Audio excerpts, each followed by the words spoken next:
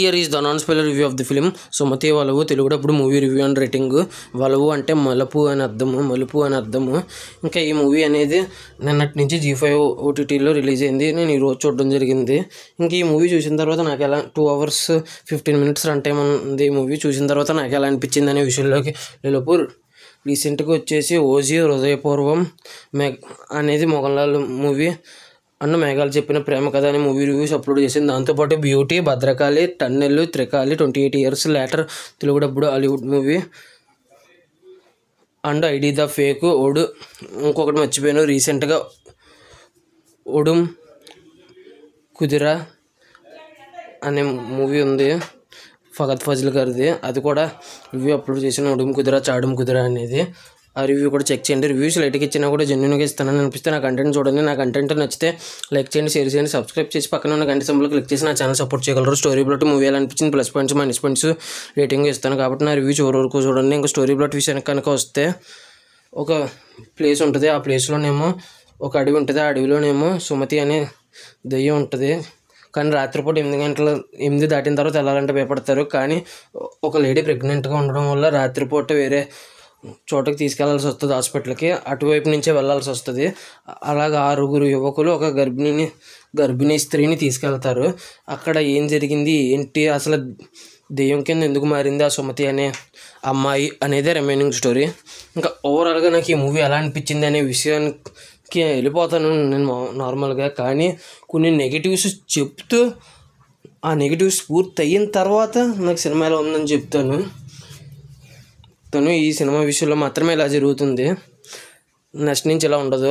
ఇంకా నెగిటివ్స్లోకి వెళ్ళిపోతే స్టార్టింగ్ ఇంకా హారర్ సినిమా అన్నారు అంటే దెయ్యం సినిమా, భయపెట్టే సినిమా అని అర్థం. హారర్ ప్లస్ కామెడీ అన్నారంటే భయపడుతూ నవ్వించే సినిమా అని అర్థం. ఇంకా ఈ మూవీ వచ్చేసి స్టార్టింగ్ 10 minutes హారర్ సీన్స్ ఉంటాయి, బాగా వర్కౌట్ అయింది. Starting 5 to 10 minutes. ఇంకా ఆ తర్వాత మళ్ళీ మధ్యలో ఇంకేదో పంచాయతీ వచ్చింది, అది అంతగా అనిపించలేదు. అక్కడికి 40 నిమిషాలు అయిపోయింది. ఇంకా ఆ తర్వాత లవ్ స్టోరీ వచ్చింది. హారర్ నుంచి వెళ్ళిపోయి లవ్ స్టోరీ వచ్చింది ఏంటి అని అనుకుంటాము, కానీ ఆ లవ్ స్టోరీ కూడా పర్లేదు అన్నట్టుగా ఉంది. ఆ తర్వాత కొద్దిగా 10 నిమిషాలు హారర్ సీన్స్ వచ్చేసి ఇంటర్వెల్ అన్నారు.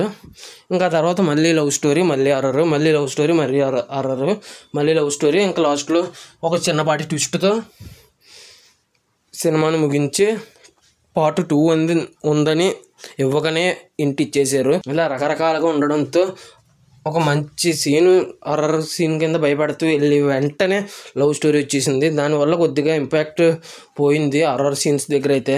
కానీ ఆ లవ్ స్టోరీ మరీ ఘోరంగా లేదు, పర్లేదు అన్నట్టుగా ఉంది. కానీ హారర్ సీన్స్ ఎక్కువ పెట్టుకుని ఉంటే బాగుండేది అని అనిపించింది. 50% హారర్ అండ్ 50% లవ్ స్టోరీ ఉంది. 100% హారర్ మూవీని ఎక్స్పెక్ట్ చేసిన వాళ్ళకి మాత్రం ఈ సినిమా నచ్చకపోవచ్చు. 50% హారర్, 50% కొద్దిపాటి పర్లేదనే లవ్ స్టోరీ ఎక్స్పెక్ట్ చేసే వాళ్ళకైతే నచ్చుద్ది. ఆ పరంగా నాకైతే హారర్ అయితే చాలా బాగా అనిపించింది.